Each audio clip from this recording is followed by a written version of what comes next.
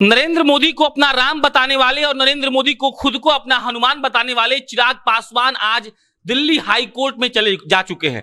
Delhi high court में आज उनकी सुनवाई है और सुनवाई इस बात पर होगी कि नेता सदन, जो लोक जनशक्ति पार्टी के नेता सदन माना गया है पशुपति पारस को, इसके खिलाफ चिराग पासवान कोर्ट जाकर इस बात की दुहाई दे रहे हैं कि पशुपति पारस उनके नेता नहीं है। चिराग पासवान ने अपने हर प्रेस कॉन्फ्रेंस में कहा कि आप उनको मंत्री बनाइए या मत बनाइए, इससे उन्हें मतलब नहीं है। शर्त बस इतनी थी कि लोक जनशक्ति पार्टी का नाम उनके नाम के साथ नहीं जुड़ सकता है। पशुपति पारस को मंत्री बना दिया गया है।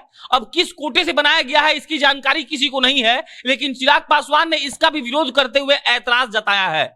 चिराग पासवान ने कहा था अपने प्रेस कॉन्फ्रेंस में कि उनको मंत्री क्यों बनाया जाएगा। अगर लोक जनशक्ति पार्टी के शीर्ष नेतृत्व को पशुपति कुमार पारस ने धोखा दिया है और उनको पार्टी ने निष्कासित कर दिया है तो किस लिहाज से वो मंत्री बन रहे हैं। हालांकि संवैधानिक रूप से चिराग पासवान इस पर कोई सवाल नहीं उठा सकते हैं, लेकिन संवैधानिक रूप से जिस पर वो सवाल उठा सकते हैं, आज दिल्ली हाईकोर्ट में उसी पर सुनवाई होने वाली है। सुनवाई इस बात की कि नेता सदन यानी कि लोक जनशक्ति पार्टी के नेता सदन पशुपति कुमार पारस नहीं होंगे। चिराग पासवान ने दिल्ली हाईकोर्ट का दरवाजा खटखटाया है और इस बात की दुहाई दी है कि उन्होंने लोकसभा के अध्यक्ष स्पीकर ओम बिरला साहब को यह कहा था कि लोक जनशक्ति पार्टी ने पशुपति कुमार पारस को अपनी पार्टी से निष्कासित कर दिया है क्योंकि वो पार्टी विरोधी गतिविधि में शामिल थे और इसके बाद अगर उनको नेता सदन माना जाता है तो ये इसके खिलाफ है। और आज सुनवाई होगी। जस्टिस रेखा पल्ली के बेंच कोई सुनवाई लोक जनशक्ति पार्टी के चिराग पासवान ने जो केस फाइल की है उस पर इस बात का निर्णय आएगा। निर्णय नहीं आएगा, सुनवाई होगी और सुनवाई में यह विशेष तौर पर ख्याल रखा जाएगा कि चिराग पासवान ने क्या दलीलें दी हैं। चिराग पासवान ने कहा है कि लोक जनशक्ति पार्टी के संविधान के अनुसार कोई भी राष्ट्रीय अध्यक्ष उस वक्त तक नहीं हट सकता है जब तक दो कंडीशन अप्लाई नहीं होते हैं।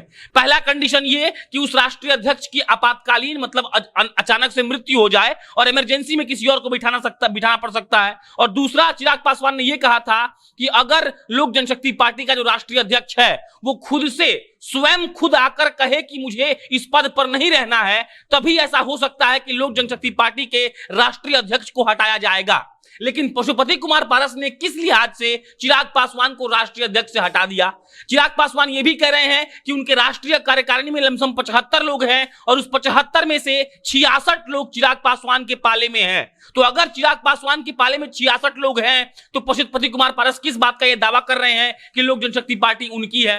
आंतरिक कलह से हटकर अगर हम लॉजिकल बात करें तो चिराग पासवान ने साफ कहा है कि लोक जनशक्ति पार्टी की संविधान जो है वो ये कहती है कि राष्ट्रीय कार्यकारिणी की बैठक होगी और अगर स्वयं कोई राष्ट्रीय अध्यक्ष इस्तीफा देता है तभी वो स्वीकार होगा या उसके मृत्यु पर। और चिराग पासवान ने स्वयं इस्तीफा नहीं दिया है और ना उनकी मृत्यु हुई है, तो किस लिहाज से पशुपति कुमार पारस ने उनको हटा दिया। चिराग पासवान संवैधानिक रूप से इस बात को चैलेंज नहीं कर सकते हैं कि पशुपति कुमार पारस को मंत्री क्यों बनाया गया, लेकिन चिराग पासवान का कहना यह है कि लोकसभा में सदन का नेता पशुपति कुमार पारस नहीं हो सकते हैं क्योंकि लोकसभा के नेता चिराग पासवान है। हालांकि चिराग पासवान ने बहुत बयानबाजी की थी, उन्होंने कहा था कि नेता से कोई दल नहीं बनता है, दल विचारधारा से बनता है और दल यह तय करती है कि सदन में नेता कौन होगा। और दल ने चिराग पासवान को तय किया था जब रामविलास पासवान साहब थे। और पशुपति कुमार पारस को आपको यह हक नहीं है कि वो चिराग पासवान को हटा दे और खुद ही दल के नेता बन जाए। तो चिराग पासवान की आज सुनवाई कैसी होती है, वो क्या दलीलें पेश करते हैं, कोर्ट की तरफ से क्या बयान आता है और इस पे आगे क्या रुख होगा, ये देखने वाली बात है। लेकिन चिराग पासवान पशुपति कुमार पारस के मंत्री बनने से खफा हैं, ये उन्होंने पहले ही दर्ज की थी और उसके साथ आज जब सुनवाई होगी तो ये मालूम पड़ जाएगा कि चिराग पासवान के पास और क्या मजबूत कागजात हैं, कानून के हिसाब से साबित करने के लिए उनके पास क्या है। लेकिन बहरहाल जो नरेंद्र मोदी साहब और बीजेपी ने किया है वो ये दिखाता है कि राजनीति में कोई किसी का नहीं होता है। राजनीति में कोई किसी का इसलिए नहीं होता है कि जो चिराग पासवान बिहार विधानसभा चुनाव में भाजपा को अप्रत्यक्ष रूप से फायदा दिलाने के लिए 143 सीट पर चुनाव लड़ जाते हैं, जो चिराग पासवान हर इंटरव्यू में कहते हैं कि उनको नरेंद्र मोदी और भाजपा पे विश्वास है लेकिन नीतीश कुमार पे विश्वास नहीं है। आज वही नरेंद्र मोदी, आज वही भाजपा की सरकार चिराग पासवान के किसी मतलब नेता को मंत्री नहीं बनाती है, चिराग पासवान को मंत्री नहीं बनाती है और पशुपति कुमार पारस जो उनके चाचा है और उनको धोखा दे चुके हैं उनको मंत्री पद इनाम के तौर पर मिलता है।